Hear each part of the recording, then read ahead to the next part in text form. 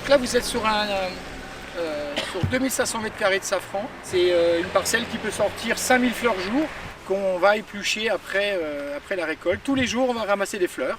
2 semaines de retard et une production assez faible à venir. Saison de nouveau compliquée pour ce producteur de ce qui est la reine des épices, vendu en France 35 000 € le kilo, le safran, dont la culture est chevillée au corps de Richard Thierry.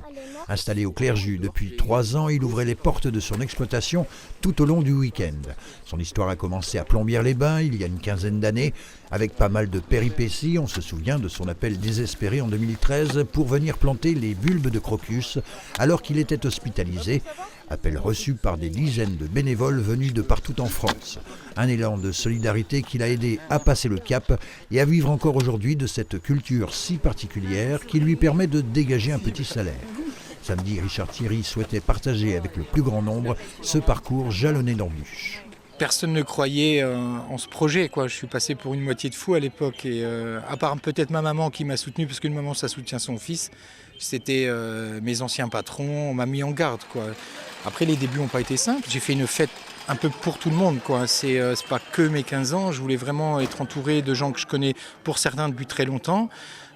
Pour d'autres avec qui je collabore, comme les brasseurs, on fait une bière au safran. Ça sent pas du tout le safran. Non, ça sent le lilas. Oui. Ça, entre les deux, le lilas et la rose, ça a des odeurs de printemps, en fait. Je connaissais pas du tout justement comment ça se cultivait, comment ça se ramassait. Et ce qu'a expliqué Richard, c'est vraiment impressionnant, quoi. Savoir qu'il faut 200 000 fleurs, c'est ça, pour faire 1 kilo. Je ne connais pas l'histoire du safran dans les Vosges. J'ai découvert le safran moi, pour la toute première fois quand j'avais 18 ans, mais c'était en Inde. Voilà.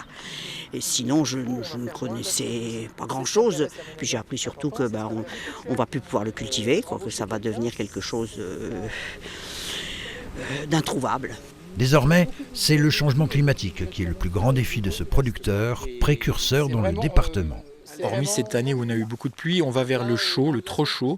Le safran a besoin d'amplitude thermique. Par exemple, à la récolte, au mois d'octobre, il a besoin de gelée le matin et de douceur l'après-midi. Là, ces derniers jours, il fait aussi chaud la nuit que la journée. C'est ce qui s'est déjà passé l'année dernière, où on a fait 10% de ce qu'on aurait dû faire. Et là, on est parti sur le même profil. On est sans doute sur une deuxième année noire. Moi, je pense que dans 5 à 10 ans, il n'y aura plus de safran en France, où beaucoup de gens abandonneront, peut-être même moi. Un état de fait qui contraint Richard Thierry à envisager de diversifier sa production, du safran donc toujours à l'avenir, mais en moindre quantité, sachant qu'il n'a jamais réussi à atteindre 1 kilo par an. Et à moyen terme, des morilles et des écrevisses, ce qui va passer dans un premier temps par de la formation.